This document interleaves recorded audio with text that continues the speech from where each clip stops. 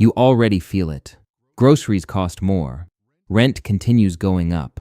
Your wage buys less every single month. You are not imagining it. But here's the bit nobody is talking about. The individuals who figured that out first are not complaining about it.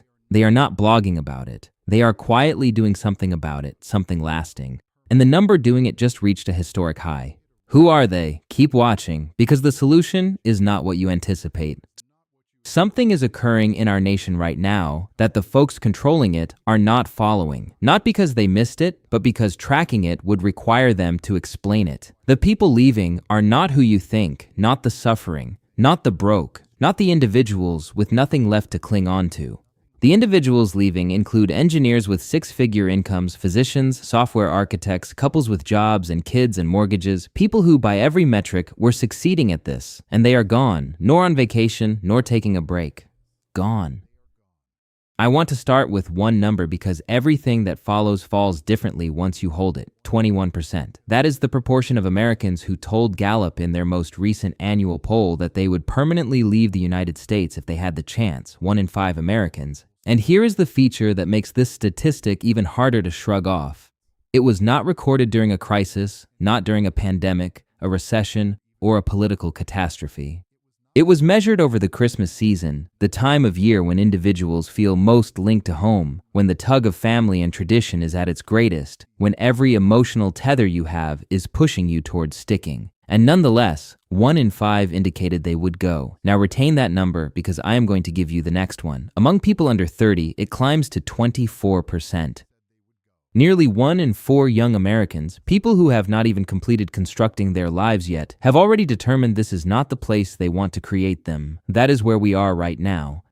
And most people have absolutely no notion, since nobody has lined these numbers up in the same room at the same time until today. The IRS monitors the persons who make it official. In 2024, approximately 5,000 Americans legally resigned their citizenship, and this is not something you do on an instinct. It takes an in-person appointment at an embassy, a charge of over $2,000, and the permanent legal separation from the nation where most of them were born. 5,000 individuals looked at that procedure and thought, still worth it. But here's the thing. Those 5,000 are only the ones that submitted the paperwork. The United Nations believes the complete American diaspora living overseas presently stands at close to 10 million individuals. 2 decades ago, that figure was 6 million. The pace of increase has tripled.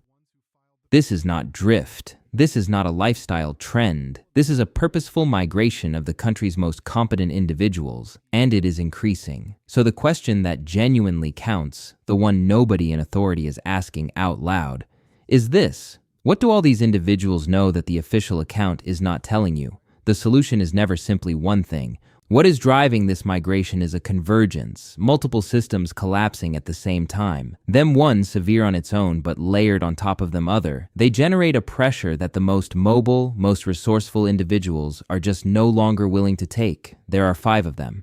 And by the time I guide you through all 5, you will understand precisely why the individuals who can leave are going and what it implies for the rest of us who remain. Let us start with the one that affects every single family in this nation, regardless of where they reside or what they do. The Kaiser Family Foundation examines workplace health benefits every single year. Their most recent conclusion is this: the average yearly premium for a family health insurance plan has already exceeded $25,000 per year before a single checkup, before a single prescription, before anything. That premium alone costs more than a full-time minimum wage worker makes in a whole year only for the privilege to get coverage. And since the year 2000, their premiums have grown 240%. Over the same time, median salaries grew 54%. 240 versus 54. That is not a market inefficiency. That is a transfer, money flowing out of working families and into insurance firms and hospital conglomerates year after year at a speed salaries were never going to catch up with. But here is the part most people do not grasp until they really meet it. The premium is only the admission charge. After paying nearly $2,000 a month, the typical family still faces a deductible of $3,500 for any genuine medical treatment, fully out of pocket. Many plans run $6,000 or more, so you are paying $2,000 a month for coverage that does not kick in until you have already spent $6,000 more. For any ordinary sickness, any modest injury, anything short of a full-blown disaster, you are largely on your own. What does it generate in people's lives? The American Journal of Public Health has the answer. 2/3 of all personal bankruptcies in the United States are tied to medical debt. And here is the information that really stings. The majority of those who went bankrupt had health insurance when they became ill. The Consumer Financial Protection Bureau stated that medical debt is now the single greatest type of collections debt in our country, larger than credit cards, bigger than auto loans. Let me put a face on it. I chatted with a software architect in his early 40s. 3 years ago, he had what his company termed a comprehensive strategy. He suffered a cardiac event, 3 days in the hospital. 6 weeks later, a bill appeared. After the insurance company processed their half, his share was still over $22,000. He told me he sat at his kitchen table and studied the paper for about an hour. Not because the statistics were perplexing, but because they were completely plain. He said it seemed less like a law and more like a judgment. Within 4 months, he and his wife had gone remote, listed their property, and begun the immigration application for the Netherlands. He informed me, without any sarcasm at all, that after crunching the true figures, the Netherlands was cheaper than remaining.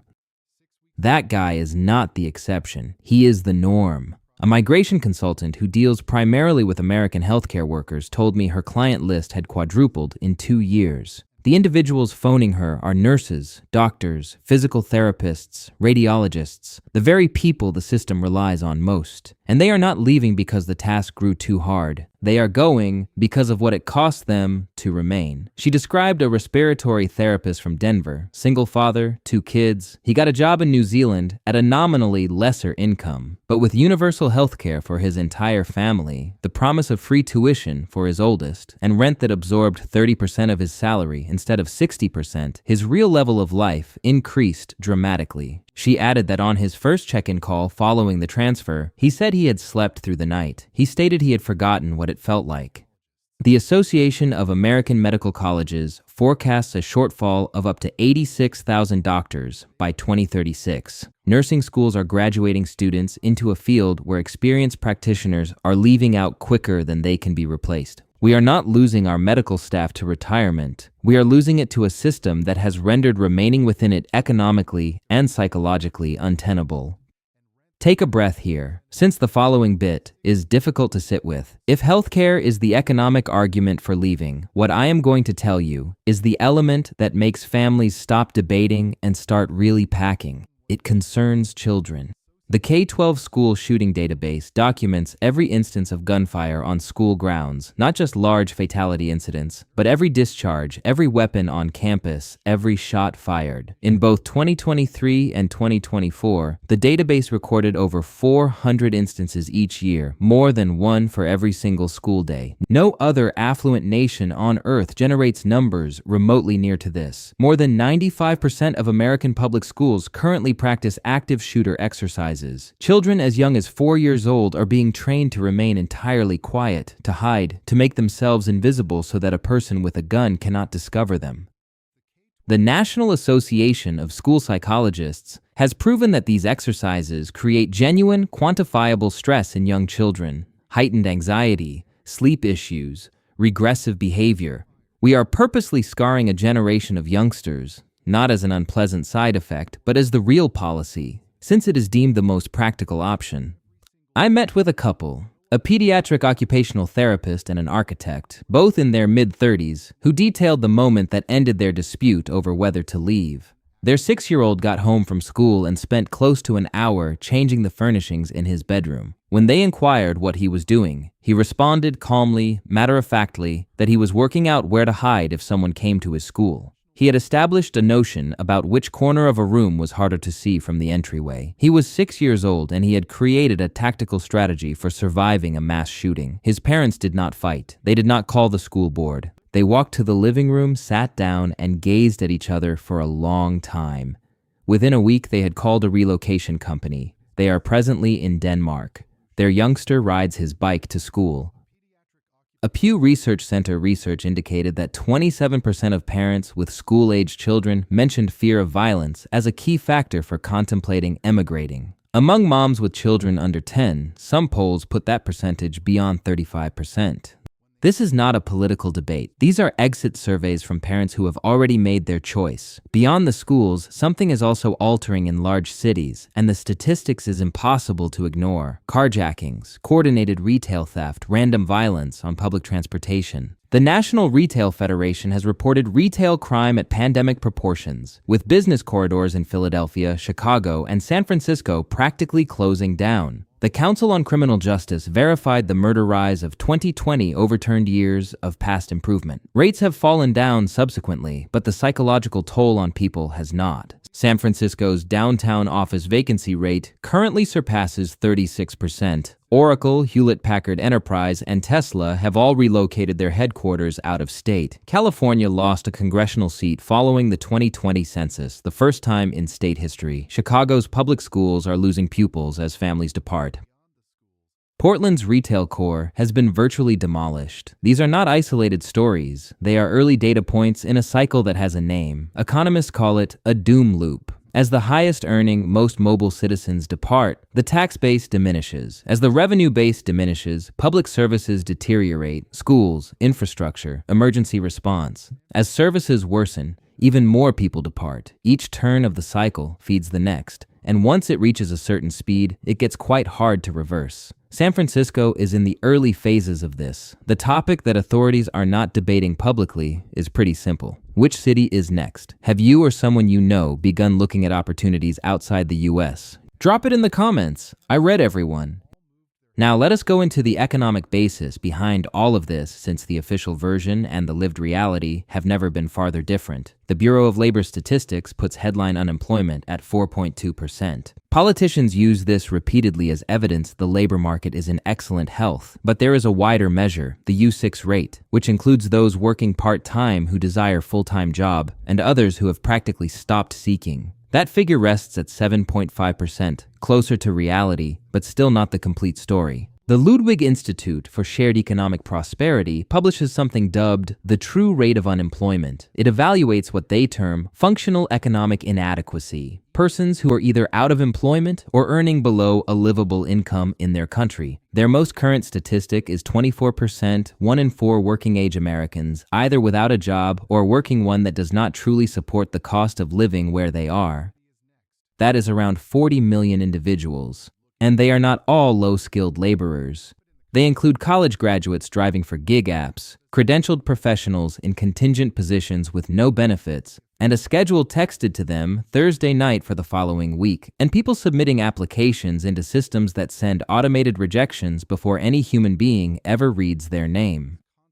The American Staffing Association claims that contingent and temporary workers currently number over 20 million, the largest ever recorded. You cannot build a life on it. You cannot qualify for a mortgage. You cannot dependably budget a month ahead. Then the layoffs struck. Challenger, Gray, and Christmas, the agency that records corporate job loss announcements, said that American corporations declared over 744,000 cutbacks in only the first half of 2025. That is 80% higher than the same time the year before, the most since 2020. And these are not low-wage retail positions. They are in technology, financial services, media, and manufacturing. Intel 12,000, Krupp 20,000 over 2 years. Ford and General Motors closing factories as demand dries up. The ratio of job vacancies to jobless people has declined from 2 to 1 to below 1.2 to 1. The cushion that existed is gone. Jerome Powell went before Congress and described the labor market as being in a good place. Treasury officials called the U.S. economy the envy of the world. The Federal Reserve's own survey of consumer finances found that 37% of American adults could not cover an unexpected $400 expense without borrowing or selling something. That is not the envy of the world. That is a people living right at the border of what it can manage.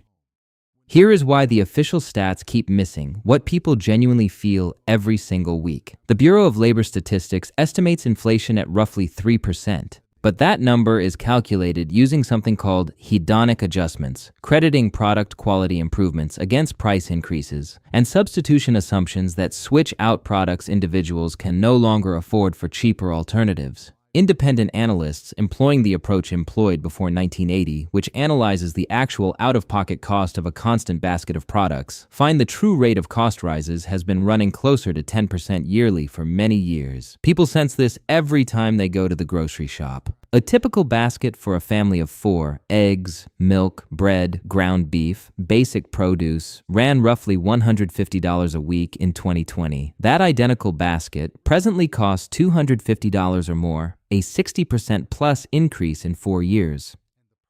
Eggs are the clearest example. A dozen averaged roughly $1 in 2020. In many markets now, they range $4 to $7. The impact of avian flu, supply chain pressure, and the pricing strength of a tightly concentrated sector. The USDA's own wholesale statistics projected egg costs doubling in 2023. Retail prices followed. They never came back down. The business calls this price stickiness. The more precise phrase is extraction. Ground beef averaged $3.50 a pound in 2019. It now averages $5.50 and upwards. The profit margins of the 4 leading meat processing industries actually grew throughout this same time. It is not supply and demand at work. It is market concentration functioning without any significant restriction.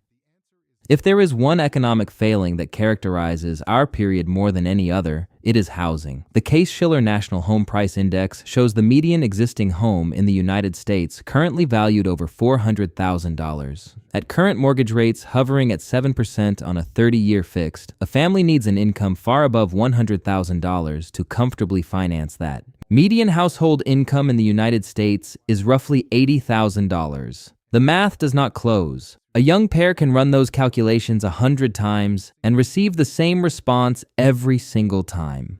The National Association of Realtors Affordability Index has plummeted to its lowest level since the pre-financial crisis high of 2006.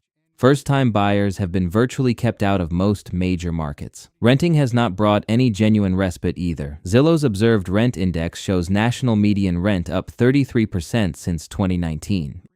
Institutional investors, large institutions who acquired single-family houses at scale during the epidemic years, now dominate more than 20% of the single-family rental market in fast-growing areas like Atlanta, Phoenix, and Charlotte. A Government Accountability Office audit found that rent hikes for institutionally owned residences typically outperform the rest of the market. The eviction data tells you precisely what happens from it. Princeton University's Eviction Lab estimates that filings in major cities now surpass pre-pandemic levels by 20 to 40%. Homelessness touched a historic high of nearly 770,000 persons in a single night count in 2024, the most since official monitoring began in 2007, and that figure is commonly known to be an undercount.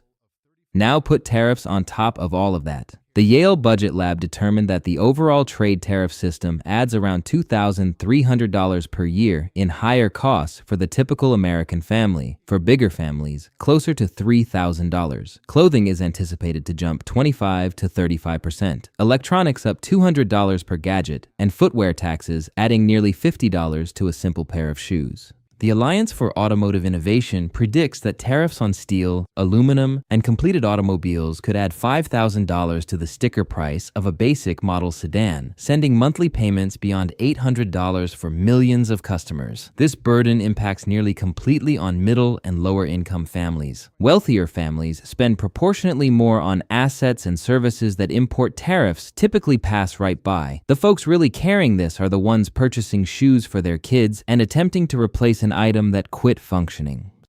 So there is the entire picture: healthcare extraction, school safety failures, wage stagnation, a property market closed to most purchasers, food costs 60% higher than 4 years ago, and now a regressive consumption tax stacked on top of all of it. These forces do not come quietly, one at a time, they arrive collectively. That is what makes the math so hard to avoid. If this is helping things make sense, it actually helps more people see this video, The relocation industry is where you watch the judgment given in real time. A consultant who helps American professionals migrate to Central America informed me that genuine inquiries from the U.S. jumped from approximately 15 per week 2 years ago to over 80 per week now. She had to employ more personnel merely to manage the traffic. The profile of who is phoning has drastically transformed. It is no longer primarily retirees looking for warm weather. It is professionals in their 30s and 40s, dual-income households who have done the actual math and found that a nominally lower salary abroad, combined with universal health care and stable housing, produces a materially better life than what they have here.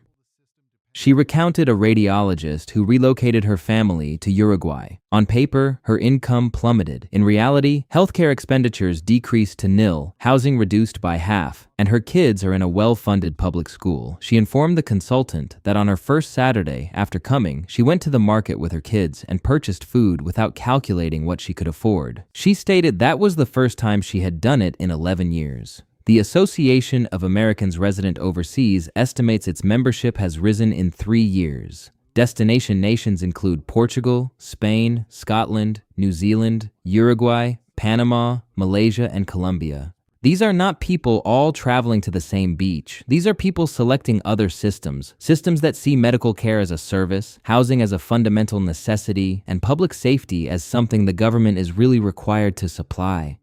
International relocation platforms are seeing American traffic rising over 300% in 2 years. These are not casual surfers. These are individuals investigating visa categories, tax treaties, and school enrollment timeframes. Here is the second-order consequence that practically no news addresses. The individuals leaving are disproportionately the top-paid, the most educated, the most entrepreneurially productive. They pay the highest in taxes. They start the enterprises that employ other individuals. They pay school districts via property taxes. When they go, they do not simply take their skills, they take their economic contribution with them. And the individuals with the fewest options, the elderly, the handicapped, those without assets or globally transferable credentials, they are the ones left behind to bear the repercussions.